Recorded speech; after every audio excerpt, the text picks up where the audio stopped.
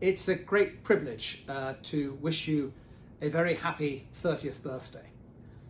I have long had an association with your country, and I'm absolutely delighted that our bilateral relationship is doing so well. Ever since we signed our Memorandum of Understanding in 2017, we've been collaborating closely together. And indeed, as I speak, our logistics specialists are learning from each other on Exercise Defender Europe. And we look forward later this year to Exercise Sava Star, which is our biannual exercise. But it's been a challenging 29th and 30th year for you, what with earthquakes and of course with COVID. And it's been most impressive to see how you've lent into solving those particular challenges.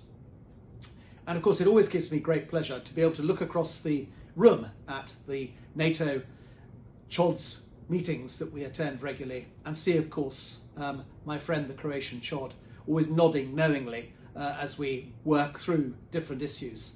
It's great to have you as such a valued NATO ally. So many happy returns for your 30th birthday. Thank you.